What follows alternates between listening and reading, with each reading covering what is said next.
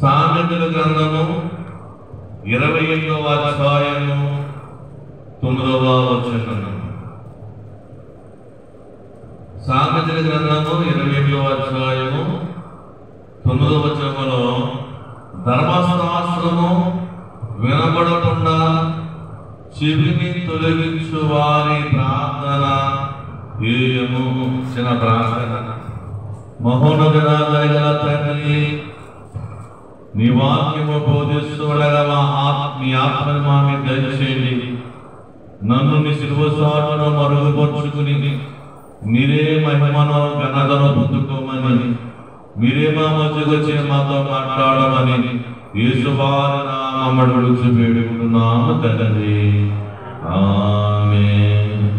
గుండె చెదరిన వారిని బాగు చేయు వాడని, గుండె చెదరిన వారిని బాగు చేయు వాడని, వారి గాయములను కట్టుచున్న వాడని, దేవునికి స్తోత్రము గానము చేయుటయే మంచిది. మనమందరము స్తుతి గానము చేయుటయే మంచిది. దేవునికి మహిమ కలుగునుగాక. ఆమేన్. వినాలి. మన ప్రార్థన ఎలా ఆలకిస్తారో చాలాసార్లు విన్నాం. ఇక్కడ అంటున్నాడు, ఈరోజు వాక్యం ఏంటి? దేవుడు ఎవరి ప్రార్థన ఆలకించడు. ఎవరి ప్రార్థన ఆలకించడు అంటే ఈరోజు కొన్ని విషయాలు చూద్దాం. మొదటిది, ధర్మశాస్త్రము వినకపోవడం వలన మన ప్రార్థన ఆలకించదు. అర్థమవుతుందా? అంటే ధర్మశాస్త్రం అంటే ఏంటి? బైబిల్ గ్రంథం బోధించినప్పుడు నువ్వు అటు ఇటు తిరుగుతుంటే, అటు ఇటు చూస్తుంటే ఈ ప్రార్థన దేవుడు ఆలకిస్తాడు. ఎవరు ప్రార్థన ఆలకిస్తారంటే ఆయన మాటలు విన్నవాడు ప్రార్థనే ఆలకిస్తాడు. దేవుడికి స్తుతి కలుగునుగాక, దేవునికి మహిమ కలుగునుగాక. ధర్మశాస్త్రము వినకుండా చెవిని తొలగించుకునే వారు ప్రార్థన ఏయము అని అంటాడు. చాలా మంది ప్రార్థన చేస్తారు కానీ వాక్యం వినరు. వాళ్ళ ప్రార్థన ఏమంటాడు దేవుడు విన్నాం. ప్రార్థన చేస్తారు కానీ వాక్యము వినరు. అటువంటి ప్రార్థన దేవుడు వినడని ఖచ్చితంగా దేవుడు ఇక్కడ మాట్లాడుతూ ఉన్నారు. కీర్తనలు 81వ కీర్తన 8వ వచనములో అక్కడ కీర్తనకారులు మాట్లాడుతున్న మాటలు చూద్దాం. కీర్తనలు 81వ కీర్తన 8వ వచనము. నా ప్రజలారా ఆలకించుడి, నేను మీకు సంగతి తెలియజేయుదును. అయ్యో ఇశ్రాయేలు, నీవు నా మాట వినిన ఎడల ఎంత మేలు. కదండి, దేవుడు ఏం చెప్తున్నాడు సార్? నా ప్రజలారా ఆలకించుడి, నేను మీకు సంగతి తెలియజేస్తున్నాను. ఒక సంగతి చెప్తున్నాను. ఇలా చూడాలి. దేవుడు ఇశ్రాయేలుతో మాట్లాడుతున్నాడు. ఇశ్రాయేలు ప్రజలారా, నీకు సంగతి నేను తెలియజేస్తున్నాను. ఏంటి ఆ సంగతి అంటే, నా మాట వినిన ఎడల నీకు ఎంత మేలు. నువ్వు నా మాట వినట్లేదు.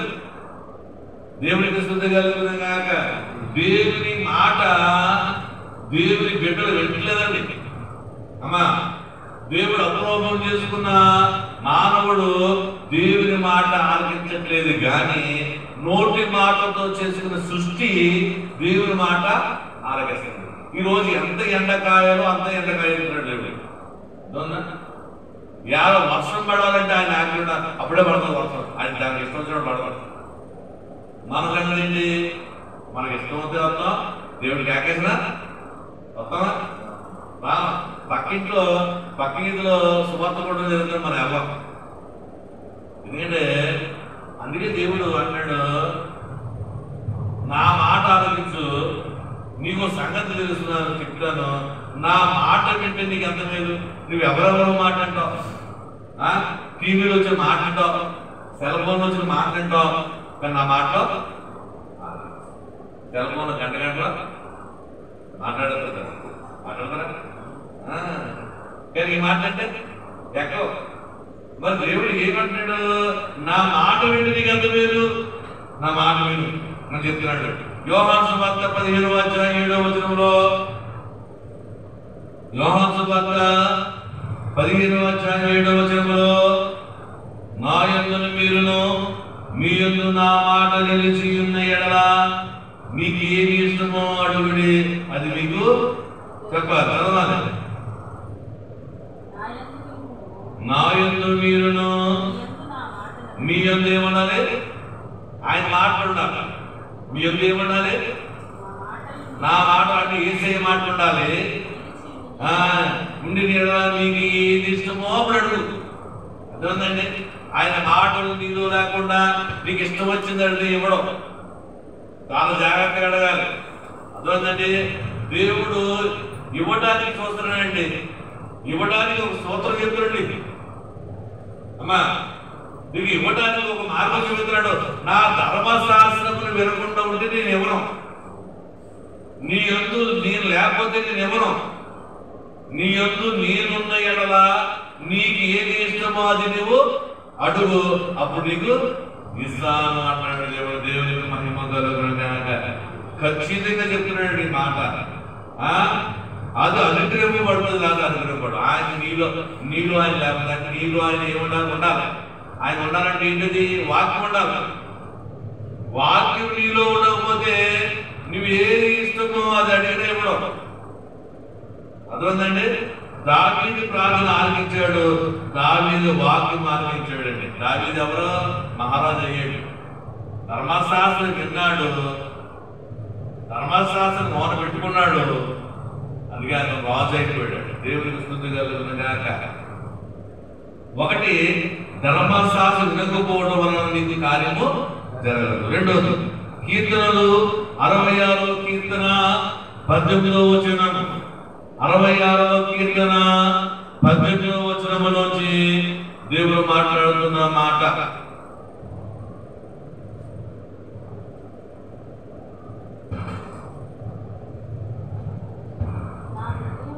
నా హృదయములో నేను పాపము లక్ష్యము చేసిన ఎడల ప్రభువు నా మనవి వినకపోను. రెండోది, పాపము నీలో ఉంటే నీ ప్రార్థన దేవుడు ఆలకించడు. అందుకనే మనం 7 మెట్లు ప్రార్థనలో 2 మెట్టి పాపపు ప్రార్థన. అదే దేవుని దగ్గర వచ్చినప్పుడు నీ పాపాన్ని కడిగేసుకోవాలి. అర్థమంటే నీ హృదయంలో నేను పాపము లక్ష్యము చేసిన ఎడల నా ప్రభువు నా మనవి వినకపోవును. దేవునికి మహిమ కలుగునుగాక. దేవునికి అర్థమవుతుందా విజయ్ గారు? మీరు వాళ్ళు చెప్పాలి ఈ విషయాలు. మన ప్రార్థన ఎందుకు ఆలోచించలేదంటే ఆయన మాట మన ఆలోచన కట్టు మన ప్రార్థన. రెండోది, ఆయన ఏమనాలి, లక్ష్యం పెట్టినారా, పాపాన్ని లక్ష్యం పెట్టినారా, పాపాన్ని ఉంటారు, అలా ఆలోచిస్తుంటారు. ఆ మాటలు దేవుడు ఆలోచించారు. చూడండి, యెషయా గ్రంథము 59వ అధ్యాయం 1వ వచనంలో, రక్షింపనేరకుండుటకు యెహోవా హస్తము కొలచగాలేదు, వినినేరకుండుటకు ఆయన చెవులు మందము కాలేదు, మీ దోషములు మీకును మీ దేవునికి ఉన్నాయండి అడ్డమగా వచ్చాను. సరే, వినినేరుడకు ఆయన చెవులు మందంగా లేవంట, రక్షింపనేరుడకు ఆయన చేతులు పుసగా లేవంట. ఎందుకు చేయలేకపోతున్నాడు అంటే నీకు ఆయనకి ఒక మధ్యన పాపమని అడ్డు వచ్చేస్తున్నాడు. అందుకనే మీ మాట ఆయన అందలేదు. ఏంటంటే పోరాడుతున్నాం, ప్రార్థన చేస్తున్నావు, ఏడుతున్నావు, గుగ్గులుతున్నావు, అయ్యా తండ్రి అయ్యా తండ్రి అయ్యా తండ్రి, పొద్దున్న మధ్యాహ్నం సాయంత్రం నీ ప్రార్థన ఎక్కడ వెళ్ళదు దేవుడికి. ఎందుకు వెళ్తుందంటే నీలో పాపం ఉంది, నీలేముంది పాపాలోచన ఉంది, పాపతలంపులు ఉన్నాయి, నీ పాపాలు కడుక్కుంటలేదు. అందుకని నీ ప్రార్థన దేవుడికి వెళతలేదని దేవుడికి చెప్తున్నాడు. దేవుడికి మహిమ యెషయా గ్రంథము 1వ అధ్యాయం 15వ వచనములో, యెషయా గ్రంథము 1వ అధ్యాయం 15వ వచనములో, మీరు మీ చేతులు చెప్పాలి. యెషయా గ్రంథము 1వ అధ్యాయం 15వ వచనం, మీరు మీ చేతులు చూపినప్పుడు మిమ్మును చూడగా నా కన్నులు కప్పుకుందుము. మీరు బహుగా ప్రార్థన చేసినను నేను వినను. మీ చేతులు రక్తముతో నిండి ఉన్నది. మిమ్మును కడుక్కునడి, మీ చేతులు కడుక్కునడి, శుద్ధి చేసుకునడి. దేవునికి మహిమ కలుగును గాక. మీరు మీ చేతులు చాపుకున్నప్పుడు మిమ్మల్ని చూడగా నా కన్నులు కప్పుకుని ఉందని. ఎందుకంటే మీ చేతులు ఏముంది, అపరాధాలు ఉన్నాయి, రక్త అపరాధాలు, ఘోరమైన పాపాలు చేసిన చేతులతో. ఈ చేతులు నాకు కనబడుతున్నాయి, రక్తంతో కనబడుతున్నాయి, పాప రక్తంతో కనబడుతున్నాయి. అందుకని మీ చేతులు శాపం ప్రభా నాకు ఇవ్వాలి అడిగినప్పుడు మీ చేతులు చూస్తున్నాను, మీ చేతులు చూసినప్పుడు నా కనులను కప్పుకుంటున్నాను. ఎందుకు కప్పేసుకుంటున్నాను? పాపపు చేతులై. మీ చేతులు ఏంటి? పాపపు చేతులు. కావున మీరు బహుగా ప్రార్థన చేసినను నేను వినను. ఎందుకు? పాపపు చేతులతో చేస్తున్నాం. మీ చేతులు ఏముంది? రక్తపు మరకలు ఉన్నాయి, పాపపు రక్తపు మరకలు ఉన్నాయి. నేను వినను. మీ చేతులు కడుక్కుని శుద్ధి చేసుకునండి. మీ చేతులు కడుక్కుని శుద్ధి చేసుకునండి. యేసు రక్తముతో హిమమంటిని తెల్లగా మార్చుకున్నప్పుడు అయ్యా యేసయ్యా నాకు సాయం చేయమంటే అప్పుడు ఏం చేస్తాడు దేవుడు? ఎందుకు మన ప్రార్థన దేవుడు ఆమెత్తలేదు? ఎందుకు మేలు చేయట్లేదు? సీక్రెట్ చెప్పినట్టు నువ్వు చేతులు సాపు అడుగుతున్నావు, బతుమాలుతున్నావు, చేతులు జోడుతున్నావు. నీ చేతులు ఏముంది? రక్తపు మరక, శాపం అనే రక్తపు మరక. ఘోరమైన పాపం చేసేసాడు. నాకు ఎర్రగా రక్తం కలలేదు. మీ చేతులు మీరు చూసినప్పుడు మీ కనులను మూసేసుకుంటున్నాను. ఎవరో దేవుడు అంటున్న మాట అండి. దేవుడికి మహిమ కలుగునుగా. కనులను కప్పుకుంటాను. నీవు బహుగా ప్రార్థన చేసినప్పుడు నేను వినకుండా. చాలా మంది ఆడవాళ్ళు ఏం చేస్తారండి? చేస్తున్నాడు ప్రార్థన పనుందా? చేతులు ఏమంటుంది? చూస్తాడు దేవుడు చూస్తున్నాడు. ఇవన్నీ ప్రార్థించి ఎక్కి ఏడు నీ చేతులు ఏమన్నా నువ్వు కడుక్కుందా, శుద్ధి చేసుకుందా. నీ అపరాధం దేవుడు ఎదురండి. ప్రభా నన్ను క్షమించిన ఆయన, నేను ఘోరమైన పాపని, నేను తప్పుడు దాన్ని, తప్పుడు ఉండి నన్ను క్షమించంటే క్షమించింది. చాలా మంది అడగరు. చాలా మంది తప్పులు చేస్తానంటే ఒప్పుకోరంట. దేవుడి మహిమ చాలా జాగ్రత్తగా. మూడోది ఎబ్రీయులకు రాసిన పత్రిక 11వ అధ్యాయము 6వ వచనం. ఎబ్రీయులకు రాసిన పత్రిక 11వ అధ్యాయము 6వ వచనము.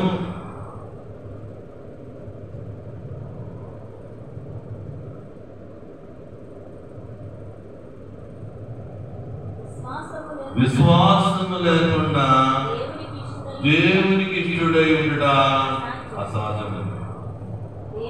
దేవుని వద్దకు వచ్చేవాడు ఆయన ఉన్నాడని, తన్ను వెతుకు వారికి ఫలము దయచేవాడని నమ్మవలెను కదా. మూడోది, విశ్వాసము లేని ప్రార్థన దేవుడు ఆలకించడు. అంటే నమ్మకంలో రావాలి, నమ్మకంతో రావాలి. విశ్వాసం లేని ప్రార్థన దేవుడు ఆలకించడు. విశ్వాసం లేని వాడు దేవుడికి ఇష్టడు కాదు. విశ్వాసం అంటే ఏంటి? నమ్మకం. మీరు ఇక్కడికి వచ్చారు, ఇక్కడికి వచ్చిన ఏమన్నా దేవుని దగ్గరికి వచ్చిన వాడు ఆయన ఇక్కడ ఉన్నాడని ఎవరనుకోవాలి? మనం ఆయన ఇక్కడ ఉన్నాడని, ఉన్నవాడు ఏదడిగితే ఇచ్చేవాడని నువ్వు నమ్మవలనే కదా. చాలా మంది వస్తారు, మీరు ఉన్నారంటే ఏముందండి, కుర్చీ ఉందంటే తప్ప ఎవరున్నారని అనుకుంటారు. కానీ నిజమేనా? నాకు చెప్పాడు, స్వయంగా చెప్పాడు అన్నమాట, ఖచ్చితంగా చెప్పాడు. నన్ను చూసి ప్రార్థన చేయమన్నారు. నువ్వు చైర్ రాస్తున్నావు, ఈ చైర్ ఎందుకంటున్నావు? నన్ను చూసి ప్రార్థన అంటే విశ్వాసం కలగడానికే. విశ్వాసం చూడండి, విశ్వాసం కలగడానికే. నేను ఇక్కడ వచ్చిన వాళ్ళ కిడ్నీలు బాగైన వాళ్ళు వీళ్ళందరికీ కూడా చెప్పాను, మీరు ఈ చూసి ప్రార్థన చేయండి. నాకు చెప్పిన మాట అదే, నన్ను చూసిన ప్రార్థించే వారికి కార్యాలు చేస్తాను. నేను ఇక్కడ ఉన్నానని, నేను అడిగిన వారికి ఫలమిస్తున్నానని నువ్వు నమ్మాలి కదా అన్నాడు దేవుడు. అప్పుడు వాళ్ళు చేస్తాడు దేవుడు. విశ్వాసం లేకుండా దేవుడికి ఇష్టడు కాడు. నమ్ముడు నీవులైతే నమ్మవారి సమస్తము దేవుడికి మహిమ కలిగిన కాక. దేవుడి దగ్గర వస్తారు కానీ కొద్దిగా ఆలస్యం అవుతే, కొద్ది లేట్ అవుతే అవుతుందండి, లేట్ అవుతుంది, చేస్తాడండి, పడతామా అండి ఇల్లు, అదే బట్టి కొనుక్కుంటామండి. నువ్వు ఆత్మీయంతో ఎందుకునుకో చెప్తాడు దేవుడు. అదే ఆయన దగ్గరికి వెళ్ళే వాడికి ఆయన దగ్గర ఉన్నాడని, ఆయన అడిగితే ఇస్తాడని నువ్వు నమ్మితే ఈ కార్యం దేవుడు.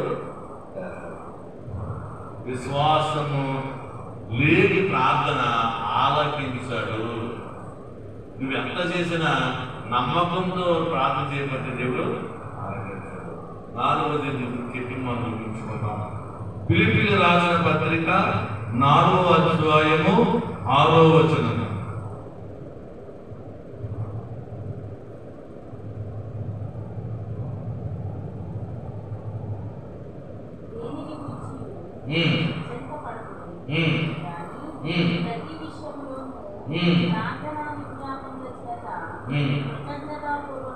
కృతజ్ఞతాపూర్వకముగా నీ విన్నపములు దేవునికి ఎలా తెలియాలి? కృతజ్ఞతాపూర్వకంగా, కృతజ్ఞతతో నీ విన్నపములను తెలియజేయాలి. దేవునికి మహిమ కలుగుతుంది. దేని కొరకు నివసించినప్పుడు కానీ ప్రతి విషయంలో కృతజ్ఞతతో ప్రార్థన విజ్ఞాపన దేవుడు ఆలకించాలి. నువ్వు దేనికోసం చింతించొద్దు. ఇక్కడ 10 మంది ఉన్నారని మనం చింతించకూడదు. కృతజ్ఞతతో ప్రార్థన చేస్తే దేవుడికి ఆ ప్రార్థన కృతజ్ఞత కలిగి ఆయన చేస్తాడనే ఒక కృతజ్ఞత, చేసే కార్యాలు బట్టి కృతజ్ఞత. మనం చేసే ప్రార్థనలు ఎలా ఉన్నాయండి? అయ్యా నువ్వు చేసావు తండ్రి, నువ్వు చేస్తున్నావు తండ్రి, నువ్వు చేసే దేవుడు రోడ్డు అంటే రోడ్డు ఇచ్చు, అది కృతజ్ఞత ప్రార్థన. కృతజ్ఞతతో ప్రార్థన చేసే విజ్ఞాపన దేవుడు ఆలకిస్తాడు. కృతజ్ఞత లేని ప్రార్థన దేవుడు ఆలకిస్తాడు. దేవుడికి మహిమ కలుగును గాక, దేవుడికి స్తుతి కలుగును గాక. ప్రియమైన సోదరి సోదర, మనము ఇప్పుడు మనోపూర్వక దేవుని తెలియజేస్తున్నాం. ఒకటి ఏమడిగా మనము చెప్పండి, ధర్మశాస్త్రము వినకుండా ప్రార్థన చేసేవాడు ప్రార్థన ఆలకించాడు. రెండోది, ఆయన నీలో లేకుండా, అంటే ఆయన నీ యందు లేకపోతే, అంటే ధర్మశాస్త్రం వినకుండా పోవడం వలన దేవుడు మన ప్రార్థన ఆలకించాడు. పాపము లక్ష్య పెట్టిన ఎడల, పాపం నీలో ఉన్న ఎడల దేవుడు ఆలకించాడు. మూడోది, విశ్వాసం లేని వాడు ప్రార్థన దేవుడు ఆలకించాడు. కృతజ్ఞత లేని జ్ఞాపన దేవుడు అసలే ఆలకించాడు అని 4 విషయాలు చెప్పాడు. అంటే మనం ఏం చేయాలి? దేవుని మాటను శ్రద్ధగా వింటేనే దేవుడు ప్రార్థన ఆలకిస్తాడు. ఇశ్రాయేలు, నా మాట ఏంటి, నీకు ఎంత మేలు, నువ్వు ఎంత కష్టపడుతున్నావు, నువ్వు ఎండలో కష్టపడుతున్నావు, అమ్మా ఇంటి లేక కష్టపడుతున్నావు, డబ్బు లేక కష్టపడుతున్నావు, ఎందుకు ఈ కష్టం? నా మాట ఏంటి, నీకు ఎంత మేలు, నీళ్ళలో పెడతాను, సమృద్ధికి ఇస్తాను, ఆ ఆహారం ఇంటి నుండి పొల్లి చేస్తాను. రెండోది, పాపము లక్ష్య పెడతాయి. నువ్వు దేవుని దగ్గరికి వచ్చినప్పుడు, ఓకే పాపంలో వెళ్తున్నావు, పాపంలో ఉంటున్నావు, ఏసీ దగ్గరికి వచ్చినప్పుడు, ప్రభా నా ప్రార్థన చెప్పించు, నేను ఏయో తప్పుడు ఆలోచన ఉన్నాను, నన్ను క్షమించు నాయన. అప్పుడు తర్వాత ప్రార్థన నువ్వు కలిగేసుకోవాలి. నీ చేతులు ఎలా ఉన్నాయి? రక్తపు మరకలతో ఉన్నాయి. అంటే రక్తపు అంటే నీ ఎలా ఉన్నా అపరాధంతో నిలుపుతుంది.